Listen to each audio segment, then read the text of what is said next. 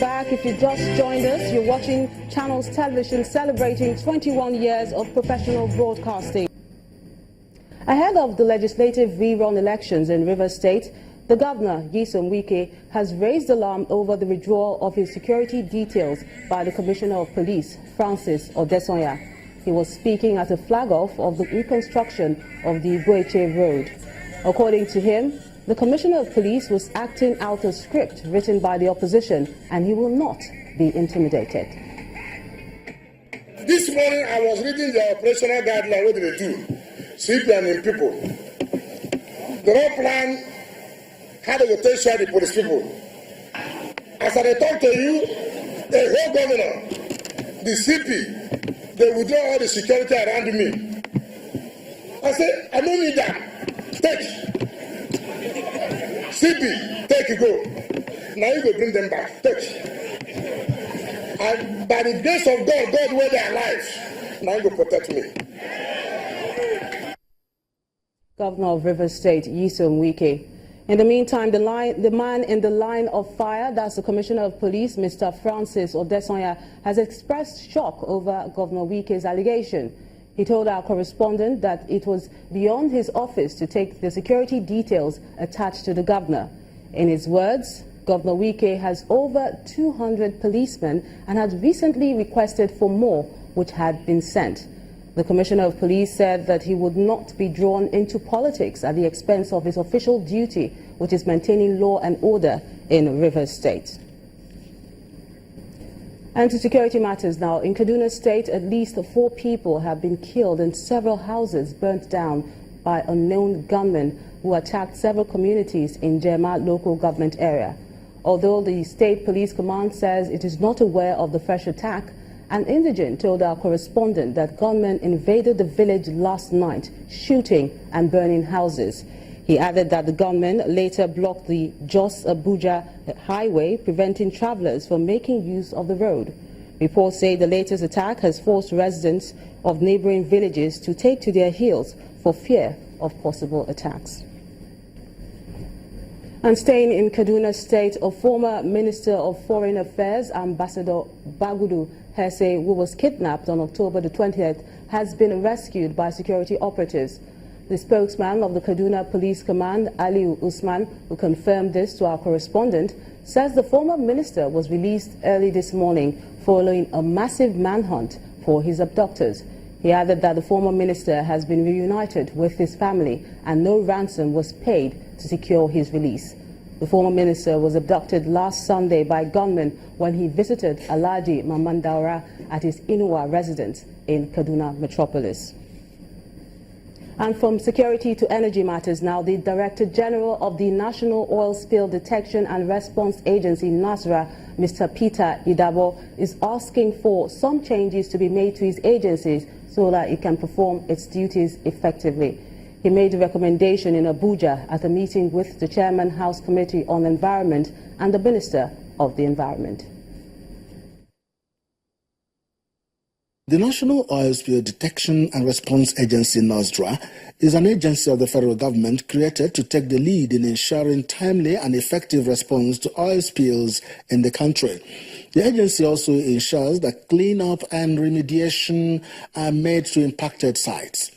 Since its establishment by an act of the National Assembly in 2006, however, the agency has continued to contend with the overwhelming number of sites to be cleaned up in the Niger Delta region. At this meeting with the Minister of Environment and the Chairman House Committee on Environment, the Director General of NOSDRA explains how the establishment laws of the agency have limited its performance. There is a need for NOSDRA to get an amendment of this act so that we have the teeth to bite, and the need to criminalize some of the activities we have observed so far in the oil industry cannot be overemphasized.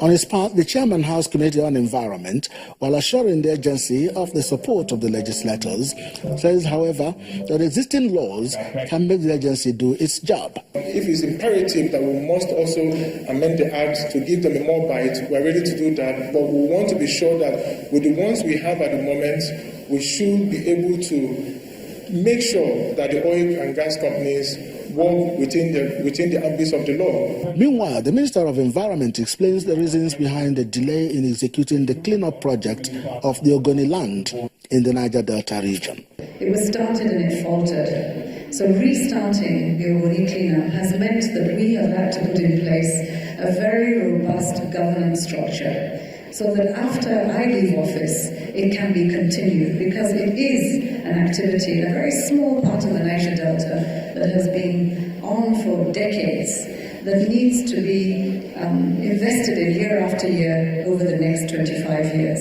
And without those governance structures, the people in the region will not get the benefits of the money that will be spent. The federal government had announced the cleanup of Ogoni land in June this year. 5 months after that announcement, the project is yet to be executed.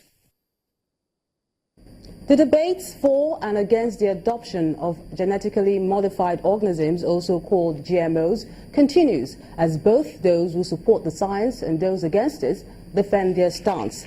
The Director General of the Biotechnology Development Agency told journalists in Abuja that no GMO product has been faulted as being harmful to the body, but those against it believe these products contain substances that can cause cancer.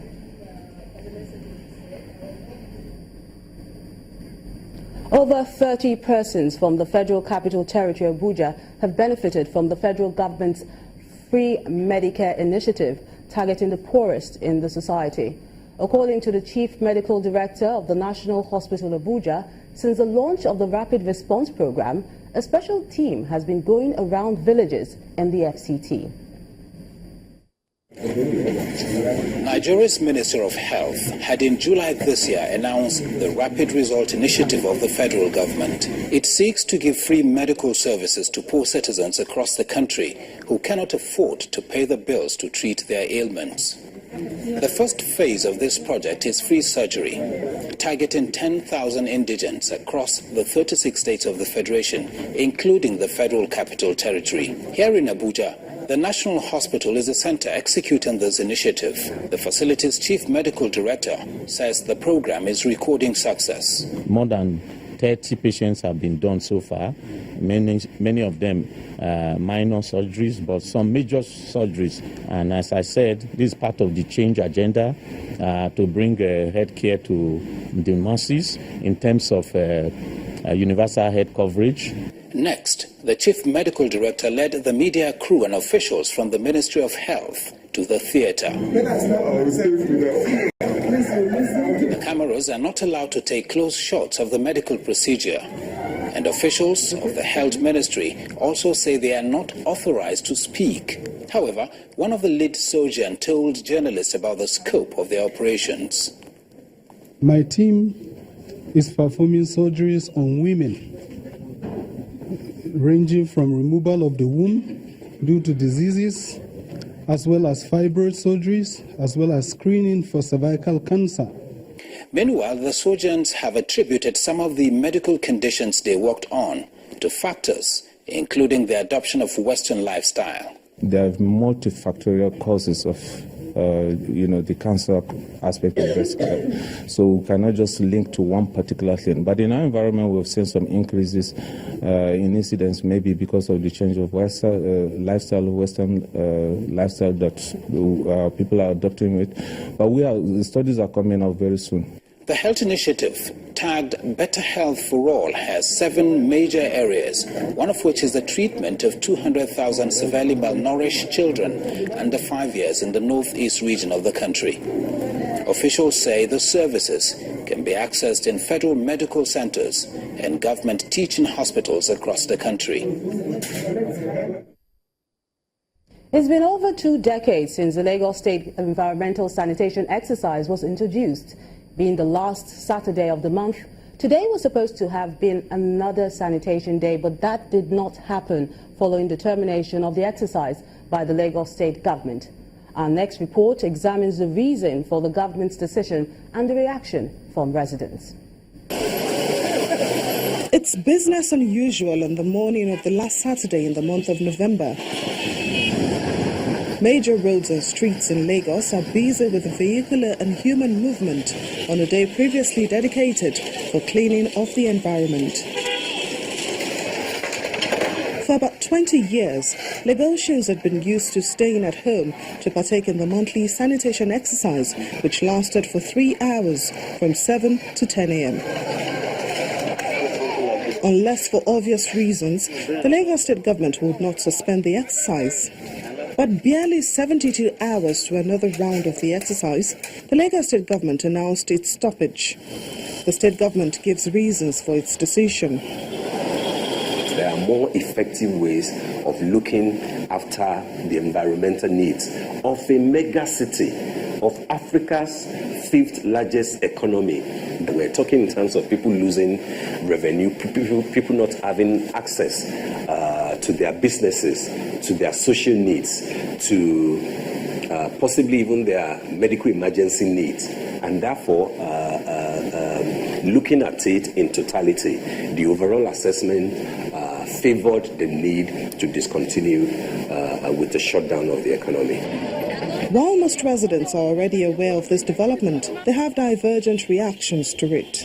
The council, the sanitation is good so that people can use that time to do other things and generate incomes in the economy. The way they cancel the sanitation, I'm not support it because many people, they're using the opportunity to clean their house because of environment.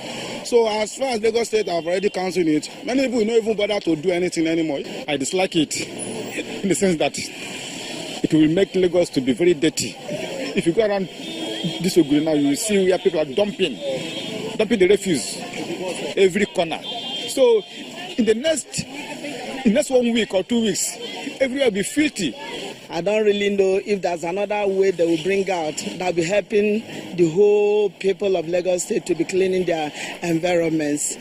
After all, it has been helping us to keep Lagos clean. But if the system said they're cancelling it, well, let them provide another system of keeping our environment clean. There won't be any allowance to ask people to stay at home just because we want them to live in a cleaner environment. We can achieve that through a public-private partnership, through heavy injection of funds as part of the reform that we're talking about, through advocacy to people to say that don't wait till the last Saturday of the month before you clean your environment. It ought to be part of a daily thing. For now, the monthly sanitation exercise is no more.